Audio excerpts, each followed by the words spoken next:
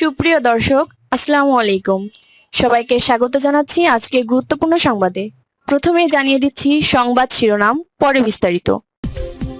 জানিয়ে দেব এই মুহূর্তে হাতে পাওয়া সর্বশেষ গুরুত্বপূর্ণ আপডেট আন্তর্জাতিক সংবাদ। শুরুতেই থাকছে ইরান যুদ্ধে যুক্তরাষ্ট্রের দূরপাল্লার ক্ষেপণাস্ত্রের মজুদ প্রায় শেষ। ইরানের সঙ্গে 5 মাস ধরে চলা যুদ্ধে যুক্তরাষ্ট্রের সেনাবাহিনী তাদের অত্যন্ত নির্ভুল দূরপাল্লার ক্ষেপণাস্ত্রের বড় অংশ ব্যবহার করে ফেলেছে বলে দাবি করেছেন বিষয়টি সম্পর্কে অবগত 3টি সূত্র। তাদের মতে এতে ভবিষ্যতে সম্ভাব্য সংঘাত মোকাবেলায় মার্কিন সামরিক প্রস্তুতি নিয়ে উদ্বেগ তৈরি হয়েছে। এবারে জানাবো হামলার পর লোহিত সাগরে ডুবে গেল ভারতীয় জাহাজ। ইয়েমেনের পশ্চিম উপকূলের কাছে লোহিত সাগরে বিস্ফোরক বোঝাই একটি নৌকার হামলার পর একটি ভারতীয় জাহাজ ডুবে গেছে। তবে জাহাজে থাকা 14 জন নাবিককে জীবিত উদ্ধার করা হয়েছে। জানাবো দিল্লিতে শেখ হাসিনার গণমাধ্যমে ভাষণ নিয়ে যা বলছে ভারত। বাংলাদেশের ক্ষমতাচ্যুত সাবেক প্রধানমন্ত্রী শেখ হাসিনার গণমাধ্যমে ভার্চুয়াল অনুষ্ঠানে অংশগ্রহণের সঙ্গে ভারত সরকারের কোনো সম্পৃক্ততা নেই বলে জানিয়েছে নয়াদিল্লি। মঙ্গলবার দিল্লিতে নিয়মিত সাপ্তাহিক সংবাদ ব্রিফিংয়ে দেশটির পররাষ্ট্র মন্ত্রণালয়ের মুখপাত্র রণধীর জয়সওয়াল এ তথ্য নিশ্চিত করেছেন। এদিকে পালাচ্ছে ইসরায়েলিরা, বিদেশ গিয়ে আর ফিরছে না অনেকেই। সাম্প্রতিক বছরগুলোতে ইসরায়েলিদের মধ্যে দেশত্যাগের প্রবণতা বেড়েই চলেছে। একবার বিদেশ যেতে পারলে আর ফেরার নাম নিচ্ছে না অনেকেই। সম্প্রতি তেল আবিব বিশ্ববিদ্যালয়ের এক নতুন গবেষণায় উঠে এসেছে এমন চাঞ্চল্যকর তথ্য। জানিয়ে দেব সৌদি আরবের বিমানবন্দরে হামলা। সৌদি আরবের দক্ষিণাঞ্চলীয় নাজরান প্রদেশের একটি বিমানবন্দরে ড্রোন হামলা চালানোর দাবি করেছে ইয়েমেনের সশস্ত্র গোষ্ঠী হুতি। মঙ্গলবার স্থানীয় সময় দুপুরের দিকে এ হামলা চালানো হয়েছে বলে দাবি করেন ইরান সমর্থিত গোষ্ঠীটি। এবং সর্বশেষ জানাবো জেরুজালেম ইস্যুতে বৈঠকে বসছে শক্তিশালী 15 মুসলিম দেশ। জেরুজালেমের মর্যাদা, অধিকৃত ফিলিস্তিনি ভূখণ্ডের পরিস্থিতি এবং দ্বিরাষ্ট্রভিত্তিক সমাধান এগিয়ে নেওয়ার প্রচেষ্টা নিয়ে বৈঠকে বসছে 15 মুসলিম দেশ। বুধবার জর্ডানের রাজধানী আম্মানে অনুষ্ঠিত মন্ত্রী পর্যায়ের বৈঠকে অংশ নেবেন তুরস্কের পররাষ্ট্রমন্ত্রী হাকান ফিদানো। তুরস্কের পররাষ্ট্র মন্ত্রণালয় সূত্র জানায় বৈঠকের আয়োজন করেছে জর্ডানের উপপ্রধানমন্ত্রী এবং পররাষ্ট্রমন্ত্রী আইমান সাফাদি। এতক্ষণ শুনছিলেন শিরোনাম, এবার থাকছে বিস্তারিত। দর্শক, অনুরোধ থাকবে ভিডিওতে একটি লাইক দিন, কমেন্টস করে জানিয়ে দিন এই ভিডিও সম্পর্কে আপনার মূল্যবান মতামত। রয়টার্স এক্সক্লুসিভের প্রতিবেদন, ইরান যুদ্ধে যুক্তরাষ্ট্রের দূরপাল্লার ক্ষেপণাস্ত্রের মজুদ প্রায় শেষ। ইরানের সঙ্গে 5 মাস ধরে চলা যুদ্ধে যুক্তরাষ্ট্রের সেনাবাহিনী তাদের অত্যন্ত নির্ভুল দূরপাল্লার ক্ষেপণাস্ত্রের বড় অংশ ব্যবহার করে ফেলেছে, এমনটাই দাবি করেছে বিষয়টি সম্পর্কে অবগত 3টি সূত্র। তাদের মতে এতে ভবিষ্যতে সম্ভাব্য সংঘাত মোকাবেলায় মার্কিন সামরিক প্রস্তুতি নিয়ে উদ্বেগ তৈরি হয়েছে। মঙ্গলবার আন্তর্জাতিক সংবাদ সংস্থা রয়টার্সের এক্সক্লুসিভ এক প্রতিবেদনে এ তথ্য জানানো হয়েছে। সূত্রগুলোর তথ্য অনুযায়ী সবচেয়ে বেশি ব্যবহৃত হয়েছে সেনাবাহিনীর ভূমি থেকে ভূমিতে নিক্ষেপণযোগ্য আর্মি ট্যাকটিক্যাল মিসাইল সিস্টেম এবং প্রিসিশন স্ট্রাইক মিসাইল। দুটি সূত্রের দাবি এই দুই ধরনের ক্ষেপণাস্ত্রের প্রায় মজুদ পুরোপুরি ব্যবহার করা হয়ে গেছে। যুক্তরাষ্ট্রের এসব দূরপাল্লার ক্ষেপণাস্ত্রের মজুদ কতটা কমে গেছে সে তথ্য আগে প্রকাশ্যে আসেনি। দূর থেকে নিরাপদ অবস্থান থেকে নির্ভুলে হামলা চালানোর সক্ষমতার কারণে এই অস্ত্রগুলো যুক্তরাষ্ট্রের সামরিক ভাণ্ডারের গুরুত্বপূর্ণ অংশ। যুক্তরাষ্ট্রের সরবরাহ করা ATACMS ক্ষেপণাস্ত্র ইউক্রেন যুদ্ধে গুরুত্বপূর্ণ ভূমিকা রেখেছে, যার মাধ্যমে ইউক্রেন রাশিয়ার অভ্যন্তরে লক্ষ্যবস্তুতে হামলা চালিয়েছে। অন্যদিকে PRSM নতুন প্রজন্মের আরও উন্নত ক্ষেপণাস্ত্র, যা ধীরে ধীরে ATACMS এর জায়গায় নিচ্ছে এবং এর পাল্লা আরও বেশি।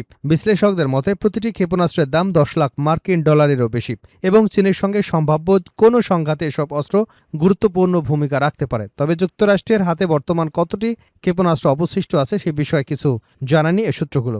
মার্কিন প্রেসিডেন্ট ডোনাল্ড ট্রাম্প ফেব্রুয়ারিতে ইসরায়েলের সঙ্গে যৌথভাবে ইরানের বিরুদ্ধে সামরিক অভিযান শুরু করেছিল। সে সময় তিনি যুদ্ধ স্বল্প সময় শেষ হবে বলে আশা প্রকাশ করেছিলেন, কিন্তু যুদ্ধ দীর্ঘায়িত হওয়ায় বিষয়টি জানা 3টি সূত্রের মতে ক্ষেপণাস্ত্রের মজুদ দ্রুত কমে যাওয়ায় রাশিয়া এবং চীনের মতো প্রতিদ্বন্দ্বী দেশগুলোর বিরুদ্ধে যুক্তরাষ্ট্রের প্রতিরোধ ক্ষমতা সীমিত হতে পারে। আরেকটি সূত্র জানিয়েছে মধ্যপ্রাচ্যে মার্কিন বাহিনীর দায়িত্বে থাকা সেন্ট্রাল কমান্ড যুদ্ধ শুরুর আগে তাদের হাতে থাকা প্রায় সব স্থলভিত্তিক ক্ষেপণাস্ত্র ব্যবহার করে ফেললেও বিশ্বের অন্যান্য স্থানে থাকা মার্কিন সামরিক মজুদ থেকে নতুন সরবরাহ পেয়েছে। বিষয়টি সংবেদনশীলতার কারণে সব সূত্রই নাম প্রকাশ না করবার শর্তে রয়টার্সের সঙ্গে কথা বলেছেন। মজুদ সংক্রান্ত তথ্যের বিষয়ে মন্তব্য চাইলে হোয়াইট হাউস ট্রাম্পের একটি বিবৃতি প্রকাশ করে। এতে তিনি বলেন, বিশ্বের অন্য যে কোনো দেশের তুলনায় আমাদের কাছে অনেক বেশি গোলাবারুদ রয়েছে এবং প্রয়োজনের তুলনায় অনেক বেশি। ট্রাম্প আরও বলেন, আমাদের প্রতিরক্ষা শিল্প এখন ইতিহাসের যে কোনো সময়ের তুলনায় গোলাবারুদ উৎপাদন করছে। একই সঙ্গে কারখানা উৎপাদন সক্ষমতা রেকর্ড হারে বাড়ানো হচ্ছে। বিশ্লেষকেরা একমত যে আর্টিলারি সেল এবং বিভিন্ন ধরনের ক্ষেপণাস্ত্রের উৎপাদন বর্তমানে রেকর্ড পর্যায়ে রয়েছে, তবে তাদের সতর্কবার্তা দীর্ঘস্থায়ী যুদ্ধ চালানোর জন্য এই উৎপাদন যথেষ্ট নাও হতে পারে। হামলার পর লোহিত সাগরে ডুবে গেল ভারতীয় জাহাজ। ইয়েমেনের পশ্চিম উপকূলের কাছে লোহিত সাগরে বিস্ফোরক বোঝা একটি নৌকার হামলার পর একটি ভারতীয় জাহাজ ডুবে গেছে, তবে জাহাজে থাকা ১৪ জন নাবিককে জীবিত উদ্ধার করা হয়েছে। ইয়েমেন সরকারের সমর্থিত ন্যাশনাল রেজিস্ট্যান্স ফোর্সের মঙ্গলবার জানিয়েছে, ফাইজে নুরে আলিয়া নামের জাহাজটি আল হুদেইদার দক্ষিণে প্রায় ১৩ নটিক্যাল মাইল দূরে চলাচলের সময় হামলার শিকার হয়। এতে জাহাজটি ডুবে যায়, খবর আনাদোলু এজেন্সির। তবে হামলার পেছনে কারা জড়িত সে বিষয়ে কোনো তথ্য জানায়নি কর্তৃপক্ষ। ঘটনার দায়ও তাৎক্ষণিকভাবে কোনো গোষ্ঠী স্বীকার করেনি। প্রতিবেদনে বলা হয়, ইয়েমেনের নৌবাহিনী এবং কোস্টগার্ড যৌথ উদ্ধার অভিযান চালিয়ে জাহাজে থাকা ১৪ জন নাবিককে নিরাপদে উদ্ধার করে। তাদের মধ্যে ১৩ জন ভারতীয় এবং একজন ইয়েমেনি নাগরিক। এ ঘটনায় কোনো হতাহতের খবর পাওয়া যায়নি। উদ্ধার হওয়া নাবিকদের নিরাপদ স্থানে নিয়ে চিকিৎসা সেবা দেওয়া হয়েছে। কর্তৃপক্ষ জাহাজটিকে ভারতীয় বলে উল্লেখ করলেও এটি কোন দেশের পতাকাবাহী তা বোঝা যাচ্ছিল না, কারণ এটিতে কোনো দেশের পতাকা ছিল না বা এটির মালিকানা কার সে বিষয়ে বিস্তারিত কোনো কিছু জানানো হয়নি।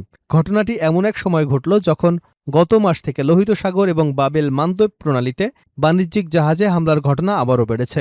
গত ২০ জুলাই হুতি গোষ্ঠী সৌদি আরবের বিরুদ্ধে তথাকথিত নৌ অবরোধ ঘোষণা করে। এর জবাবে সৌদি আরব তাদের জাহাজের নিরাপত্তার বিরুদ্ধে যে কোনো হুমকির কঠোর জবাব দেবার হুঁশিয়ারি দেয়। বাবাল মান্দেব প্রণালী লোহিত সাগরকে এডেন উপসাগর এবং আরব সাগরের সঙ্গে সংযুক্তকারী বিশ্বের অন্যতম গুরুত্বপূর্ণ আন্তর্জাতিক নৌপথ। ইয়েমেনের আল হুদেইদা শহর এবং যা বর্তমানে হুদিদের নিয়ন্ত্রণে রয়েছে এই কৌশলগত নৌপথের কাছে অবস্থিত। দিল্লিতে শেখ হাসিনার গণমাধ্যমে ভাষণ নিয়ে যা বলছে ভারত। বাংলাদেশের ক্ষমতাচ্যুত সাবেক প্রধানমন্ত্রী শেখ হাসিনার গণমাধ্যমে ভার্চুয়াল অনুষ্ঠানে অংশগ্রহণের সঙ্গে ভারত সরকারের কোনো সম্পৃক্ততা নেই বলে জানিয়েছে নয়াদিল্লি। মঙ্গলবার দিল্লিতে নিয়মিত সাপ্তাহিক সংবাদ ব্রিফিংয়ে দেশটির পররাষ্ট্র মন্ত্রণালয়ের মুখপাত্র রণধীর জয়সওয়াল এ তথ্য নিশ্চিত করেছেন। ৫ই অগাস্ট নয়াদিল্লিতে একটি অনুষ্ঠানে ক্ষমতাচ্যুত সাবেক প্রধানমন্ত্রী শেখ হাসিনার অংশগ্রহণের বিষয়ে ভারতের সম্পৃক্ততা রয়েছে কিনা এ প্রশ্নের জবাবে ভারতের পররাষ্ট্র মন্ত্রণালয়ের মুখপাত্র বলেন, এ বিষয়ে ভারত সরকারের কোনো ভূমিকা নেই। তিনি বলেন, আপনি যে অনুষ্ঠানের কথা উল্লেখ করেছেন সেটি একটি বেসরকারি গণমাধ্যম প্রতিষ্ঠান আয়োজন করেছে। এ আয়োজনের সঙ্গে ভারত সরকারের কোনো ধরনের সম্পৃক্ততা নেই। ওই অনুষ্ঠানে যেসব মতামত প্রকাশ করা হতে পারে সেগুলোরও সরকার কোনো অনুমোদন বা সমর্থন দেয় না। ভারতের পররাষ্ট্র মন্ত্রণালয়ের মুখপাত্র বলেন, নয়াদিল্লিতে দক্ষিণ এশিয়ার সাংবাদিকদের সংগঠন foreign correspondents club of south এশিয়ায় আয়োজিত অনুষ্ঠানে শেখ হাসিনার ভাষণ দেবার পরিকল্পনা নিয়ে বাংলাদেশের যে উদ্বেগ রয়েছে সেই অনুষ্ঠানের সঙ্গে ভারত সরকারের কোনো ভূমিকা নেই। গত বছর ঢাকা ছাড়ার পর থেকে ভারতে অবস্থানরত শেখ হাসিনা সেখানে একটি ভার্চুয়াল অনুষ্ঠানে ভাষণ দেবেন এমন খবর প্রকাশের পর ভারতের কাছে নিজেদের গভীর উদ্বেগের কথা জানিয়েছে বাংলাদেশ। ঢাকা বলছে, এ ধরনের আয়োজন দুদেশের দ্বিপাক্ষিক সম্পর্কের সাম্প্রতিক ইতিবাচক গতিধারা নেতিবাচক প্রভাব ফেলতে পারে। সোমবার প্রধানমন্ত্রী তারেক রহমান পররাষ্ট্র বিষয়ক উপদেষ্টা হুমায়ুন কবিরের সঙ্গে ঢাকায় ভারতের নবনিযুক্ত হাইকমিশনার দীনেশ ত্রিবেদীর বৈঠকে এ বিষয় নিয়ে আলোচনা হয়েছে। পালাচ্ছে ইসরায়েলিরা, বিদেশ গিয়ে ফিরছে না অনেকেই। সম্প্রতি বছরগুলোতে ইসরায়েলিদের মধ্যে দেশত্যাগের প্রবণতা বেড়েই চলেছে। একবার বিদেশে যেতে পারলে আর দেশে ফেরার নাম নিচ্ছে না অনেকেই। সম্প্রতি তেল আবিব বিশ্ববিদ্যালয়ের এক নতুন গবেষণায় উঠে এসেছে এমন চাঞ্চল্যকর তথ্য।